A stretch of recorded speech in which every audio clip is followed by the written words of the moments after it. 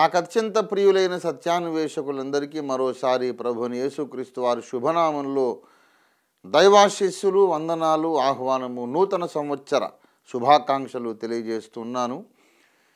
ఈ నూతన సంవత్సరం 2015వ సంవత్సరపు జనవరి మొదటి రోజు, the first day of the new year, ఒక గురువారం అయినందుకు ఇది నాకు అనుకోకుండా సంక్రమించిన మహదాశీర్వాదము, మహద్భాగ్యమని నమ్ముతున్నాను. ఈ మొదటి రోజే, సంవత్సరంలోని మొదటి రోజే నేను మీతో మీడియా ద్వారా మాట్లాడగలుగుతున్నాను. దేవుడు నాకు అనుగ్రహించిన ఈ అవకాశము కొరకు దేవునికి వందనాలు, స్తుతులు, ఆరాధన చెల్లిస్తున్నాను. ప్రియులారా, 2014వ సంవత్సరం అంతా మనల్ని అద్భుత రీతిగా దేవుడు కాచి కాపాడి సంరక్షించాడు.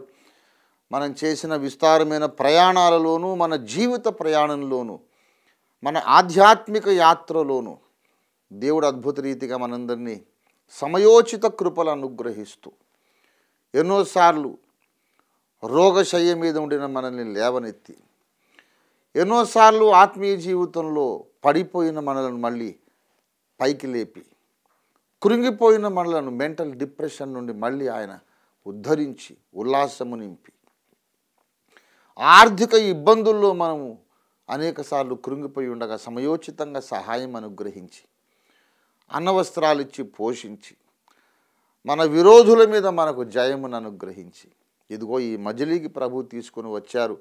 ఈ నూతన సంవత్సరం కొరకు ప్రభువును మనందరం కలిసి స్తుతించాల్సిన అవసరం ఉంది. ప్రియులారా, ప్రప్రథమంగా ఈనాటి సందేశం మీతో పంచుకోకముందు మీరు నేను కలిసి మీతో పాటు ఏకీభవిస్తూ ఆ దేవదేవుని ఈ నూతన సంవత్సరం కొరకు స్తుతిస్తూ ఉన్నాను. ప్రియులారా, 2014వ సంవత్సరంలో ఏ విషయాల్లో మనం దేవుణ్ణి దుఃఖపరిచామో ఆ విషయాల్లో ఈ 2015వ సంవత్సరం మనం దేవుణ్ణి సంతోషపెట్టే ప్రయత్నం చేద్దాం.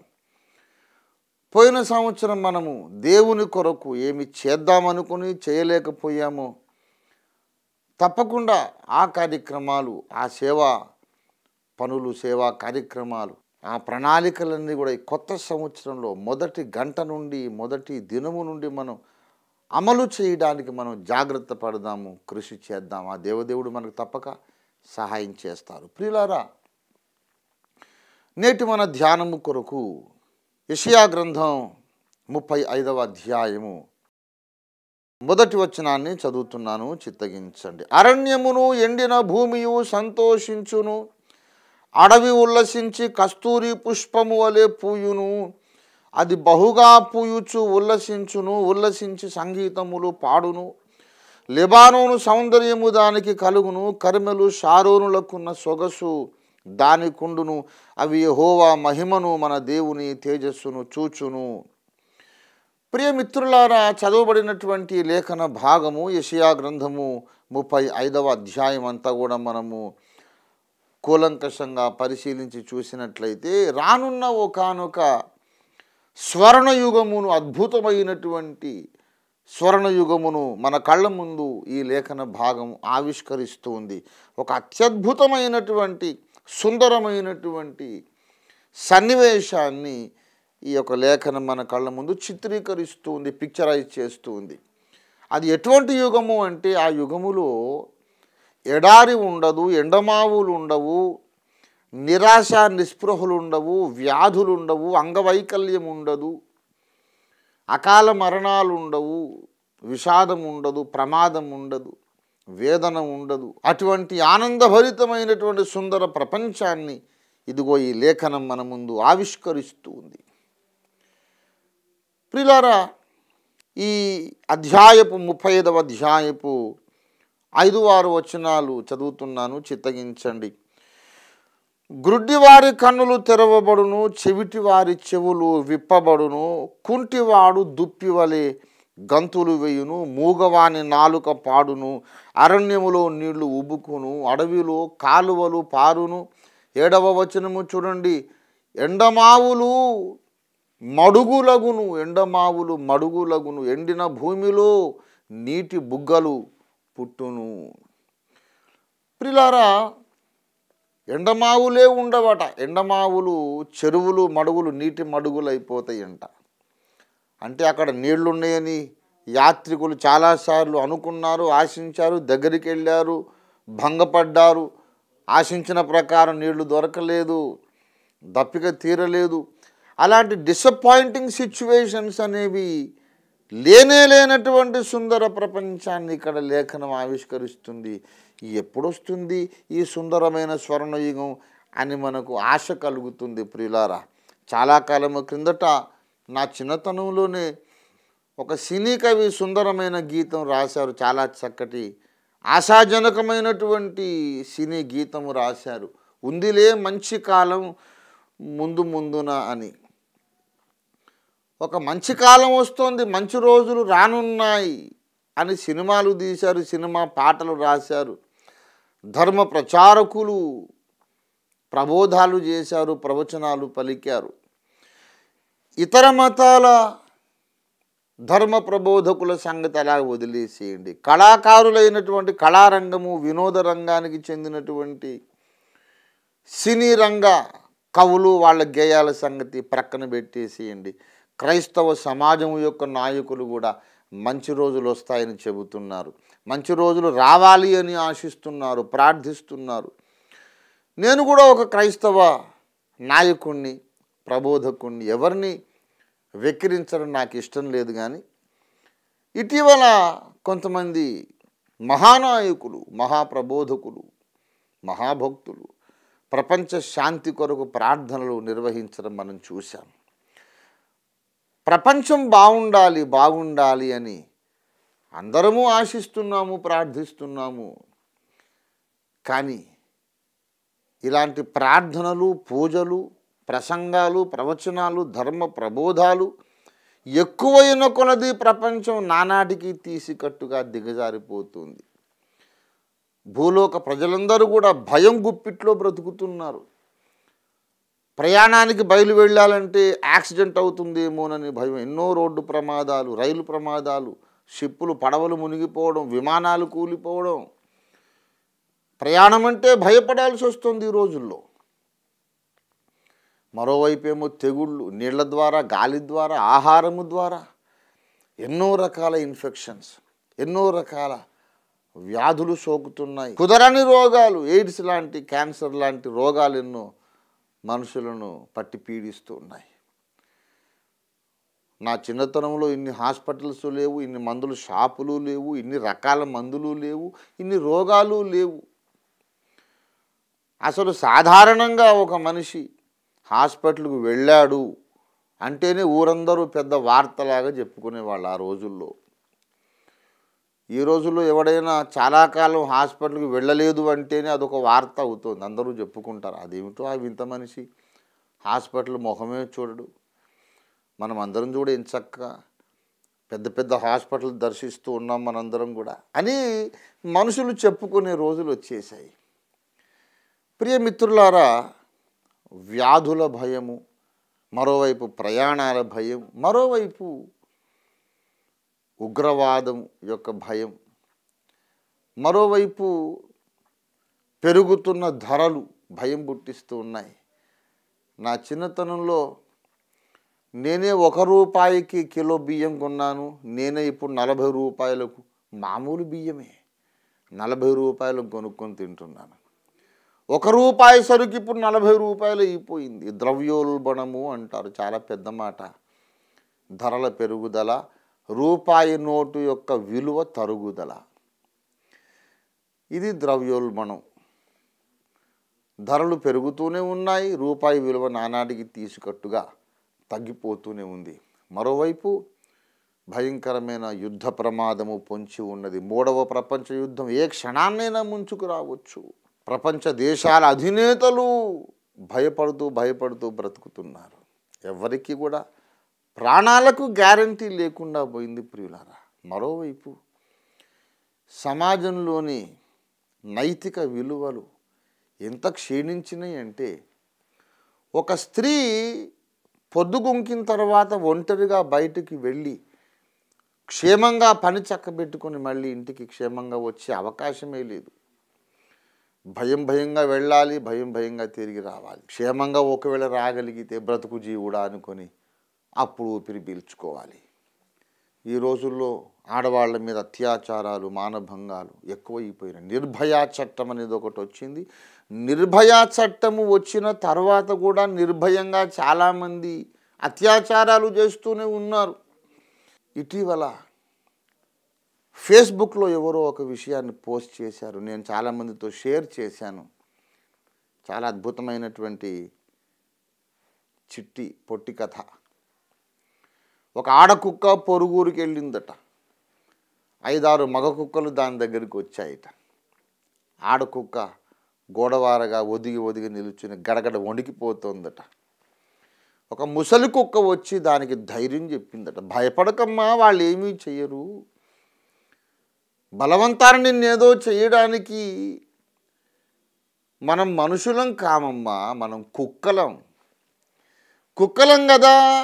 మన జాతిలో మానభంగాలు, అత్యాచారాలు ఉండవు. అదే మనుషులకైతే ఉంటాయి. మనం మనుషులం కాదుగా, కుక్కలం, మనం క్షేమంగా ఉంటాం అని చెప్పిందట ముసలి కుక్క. ఈనాటి సమాజం యొక్క పరిస్థితికి చక్కగా అద్దం పడుతుంది ఈ పొట్టి కథ, చిట్టి కథ. ప్రియులారా, నిర్భయ చట్టం వచ్చిన తర్వాతైనా భయపడి ఊరుకుంటున్నారా చెప్పండి? నిన్న మొన్న కూడా రక్షక భటులుగా, జవాన్లుగా ఉండవలసిన వాళ్ళే అత్యాచారాలు అటెంప్ట్ చేస్తున్నారు అని వార్తలు వస్తూ ఉన్నాయి. మానవ నైజము దిగజారిపోయింది. ఎక్కడుందండి మంచి కాలం? ధరల పెరుగుదల, వ్యాధుల వ్యాప్తి, కొత్త రోగాలు రావడం, యుద్ధ ప్రమాదం, ఉగ్రవాదుల భయం, ప్రయాణాల్లో భయం, ఎటు చూసినా సరే భయం గుప్పిట్లో మానవ సమాజం బ్రతుకుతూ నానాటికి దిగజారిపోతూ ఇంకా మంచి కాలం ముందున్నది అని చెప్పుకుంటే దానికి అర్థం ఏమిటి? అంత మాత్రాన మంచి కాలం రాదు అని చెప్పడం లేదు నేను. మంచి కాలం వస్తుంది. వేదాలలోనే ఆర్యులే ప్రార్థన చేశారు, ఆశీర్వచనం పలికారు. సర్వే జనా సుఖినో భవంతు అని. అందరూ బాగుండాలి. ఇది అందరి ఆకాంక్ష. సజ్జనులందరి, బుధజనులందరి, సంస్కారవంతులందరి ఆకాంక్ష ఇది. అందరి ప్రార్థన, అందరి కోరిక. కానీ మంచి రోజులు ఎప్పుడు వస్తాయి? ఎంతమంది ప్రార్థనలు చేసినా, ఎంతమంది పూజలు సలిపినా, ఎన్ని ప్రవచనాలు పలికినా, ఎన్ని మత ప్రబోధాలు చేసినా మంచి రోజులు భూలోకానికి ఇప్పట్లో రావు. నానాటికి ఇంకా పరిస్థితి దిగజారుతుంది. ప్రియులారా, మంచి కాలము రావాలి, మంచి రోజులు రావాలంటే యేసు ప్రభువు వారు రెండవసారి భూగ్రహానికి రావాలి. ఆయన వస్తారు. యేసు మళ్ళీ తప్పక రావడం అనివార్యము. యేసు రాకడను ఎవ్వరూ ఆపలేరు. యేసునాథుని రెండవ రాకడ తథ్యము, సత్యము, జరగనున్న వాస్తవం. యేసు వచ్చినప్పుడు భూలోకానికి మంచి రోజులు వస్తాయి. వేద ప్రవచనాలు నెరవేరుతాయి. ప్రియులారా, యేసు రాకకు ముందు ఎవరెన్ని ప్రయత్నాలు చేసినా భూలోకానికి శాంతి ఉండదు, మంచి రోజులు రావు. యేసు మళ్ళీ వచ్చినప్పుడే భూలోకానికి మంచి రోజులు వస్తాయి. యేసు మళ్ళీ వచ్చినప్పుడు ఏం జరుగుతుందో చెప్పడానికి ప్రవచనాత్మకంగా పాత నిబంధన గ్రంథంలో లేవియా కాండంలో 25వ అధ్యాయములో సునాద సంవత్సరము అనేదాన్ని దేవుడు వ్రాయించి పెట్టాడు. లేవియా కాండము 25వ అధ్యాయములో 8వ వచనం నుండి క్రిందకు ఉన్నటువంటి భాగంలో చెబుతున్నాడు. ఎలాగైతే ఇశ్రాయేలీయులు 6 రోజులు కష్టపడాలి, 7వ రోజు విశ్రమించాలి అనే నియమం ఉన్నదో, అలాగే భూమిని దున్నేటప్పుడు 6 సంవత్సరాలు దున్ని పంట వెయ్యాలి, పంట కోయాలి. 7వ సంవత్సరం వ్యవసాయం చేయకూడదు. భూమికి అది విశ్రాంతి సంవత్సరం. మనుషులు మీకు విశ్రాంతి ఉండాలి, అలాగే భూమికి కూడా విశ్రాంతి ఉండాలి. 7వ సంవత్సరం విశ్రాంతి సంవత్సరం అన్నాడు ప్రభు. అలాగ 7 విశ్రాంతి సంవత్సరాలు అయ్యాక 7 ఏడులు 49 అవుతుంది. ఆ తర్వాత వచ్చే 50వ సంవత్సరం సునాద సంవత్సరం. దాన్ని జూబిలీ సంవత్సరం అంటారు. ఇయర్ ఆఫ్ జూబిలీ సంవత్సరం. సునాద సంవత్సరం అంటే అర్థం ఏంటంటే,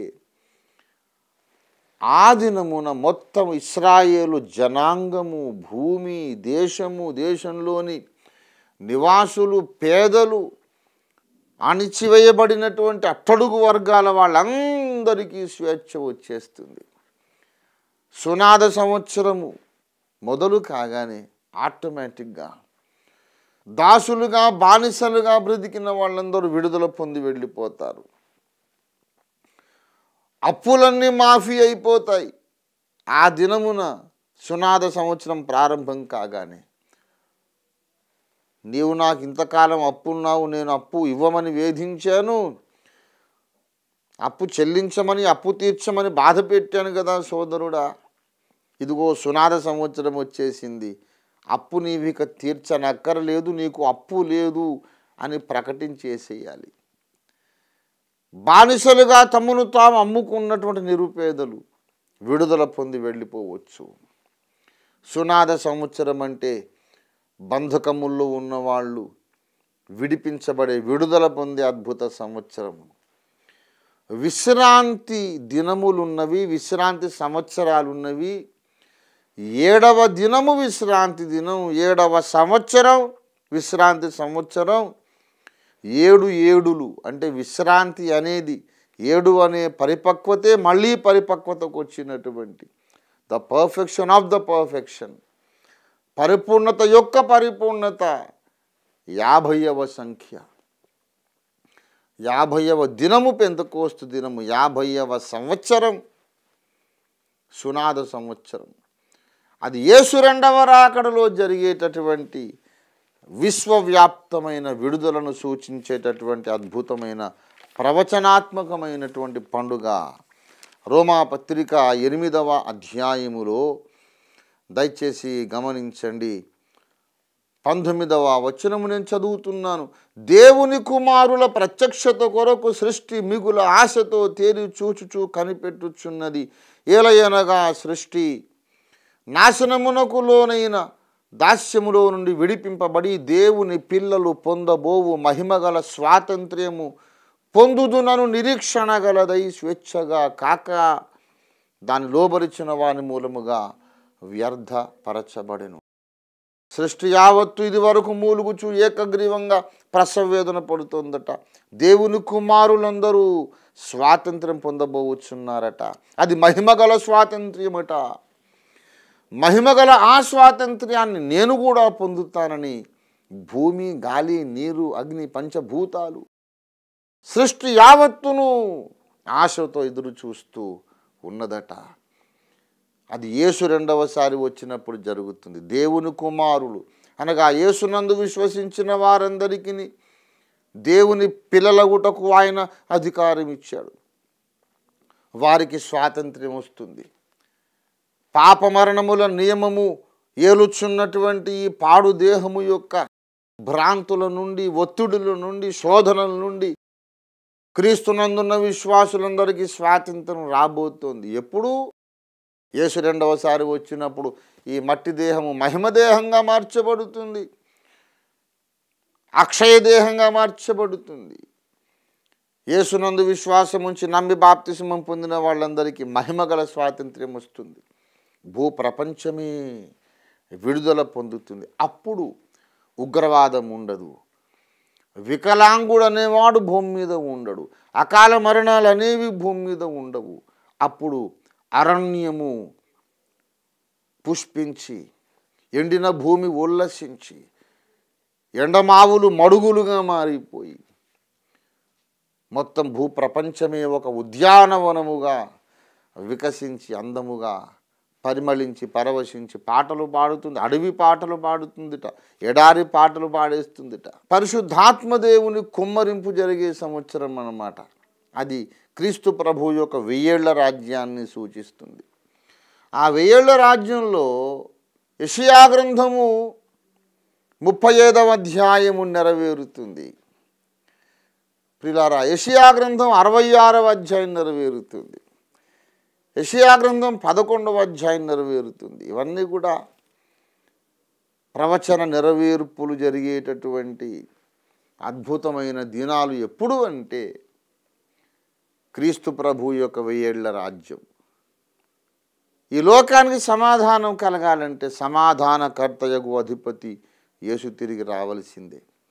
ఆయన వచ్చినప్పుడు ఈ భూమి మీద ఉగ్రవాదము లేకుండా చేస్తాడు, తెగుళ్ళు వ్యాధులు లేకుండా చేస్తాడు, ద్రవ్యోల్బణం ఉండదు, అంగవైకల్యం ఉండదు, వికలాంగుడు అనేవాడే ఉండడు, అసలు కలహములు ఉండవు, అశాంతి ఉండదు, భయం ఉండదు.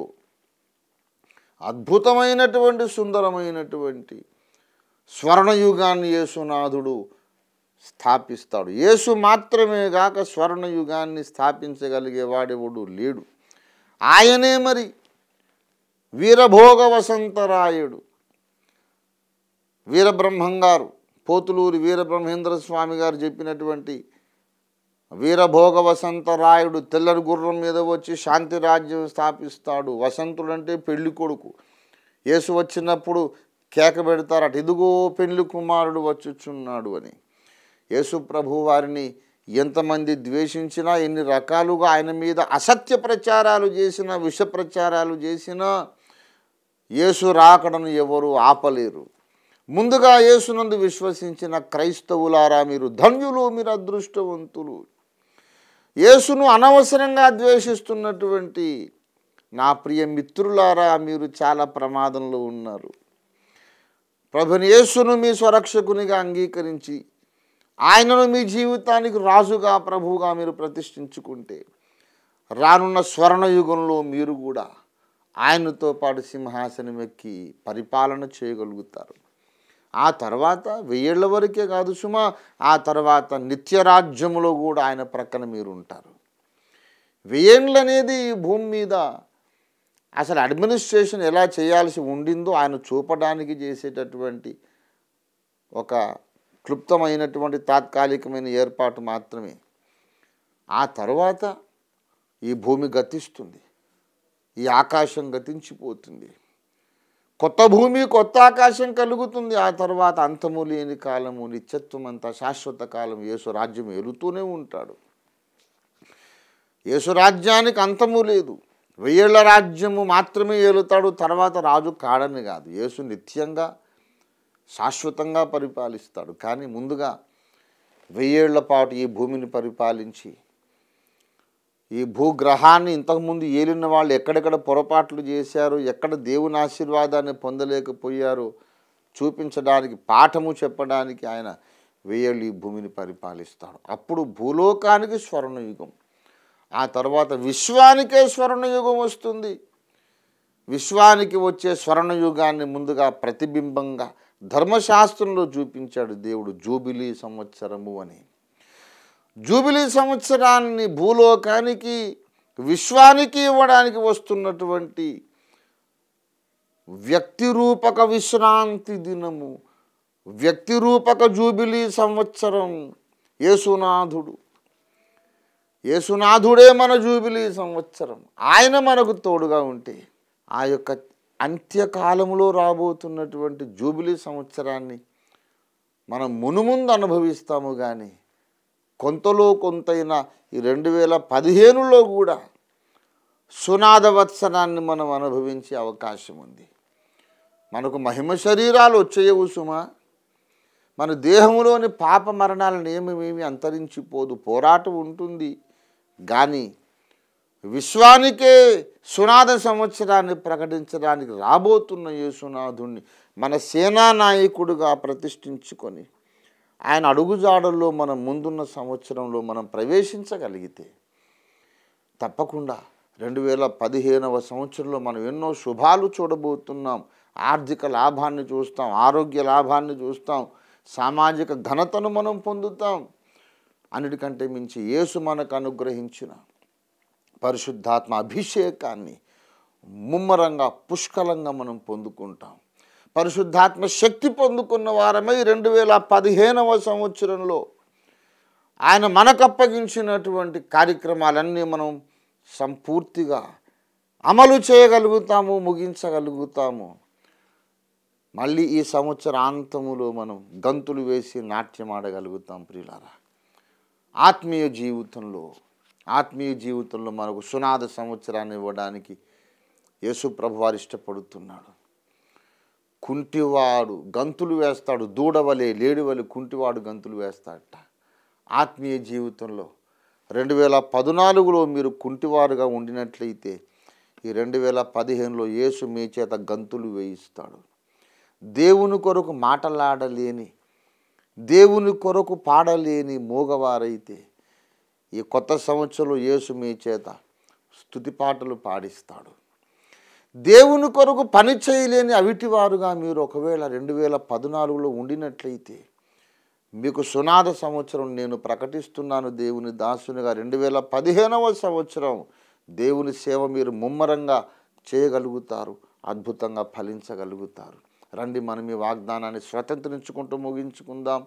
ప్రభువా, విశ్వానికి, భూప్రపంచానికి సునాద సంవత్సరాన్ని ప్రకటించడానికి, ప్రారంభించడానికి దిగి వస్తున్నటువంటి సమాధానకర్తయకు అధిపతి నజరేయుడా, యేసునాథుడా, ఈ సంవత్సరాదిలో 2015వ సంవత్సర ఆరంభంలో నేను ప్రార్థిస్తున్నాను. నా ముందున్న ఈ నూతన సంవత్సరం కూడా నాకు ఆత్మ సంబంధమైన జూబిలీ సంవత్సరంగా నాకు అనుగ్రహించు తండ్రి.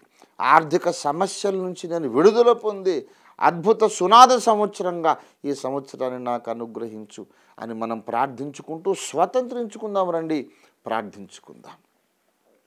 ప్రేమ కలిగిన మా మహాపరిశుద్ధ తండ్రి, ఈ దినాన్ని మీరు పంపిన మీ దివ్య పరలోక సువర్తమానము కొరకు నీకు వందనాలు చెల్లిస్తున్నాం.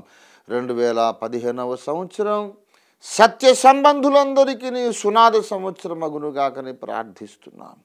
2014 కంటే 2015 మాలో ప్రతి ఒక్కొక్కరికి ప్రతి విషయంలోనూ క్షేమకరంగా, లాభకరంగా ఉండినట్టు మీరు కృప చూపమని, సంవత్సరానికి మీరు మా కోసం దయా కిరీటము ధరింపజేయమని, ఆశీర్వదించమని యేసు పరిశుద్ధ నామములో స్తుతించి ప్రార్థిస్తున్నాము తండ్రి. ఆమేన్, ఆమేన్, ఆమేన్. Once again, wish you all a very happy and prosperous new year. God bless you.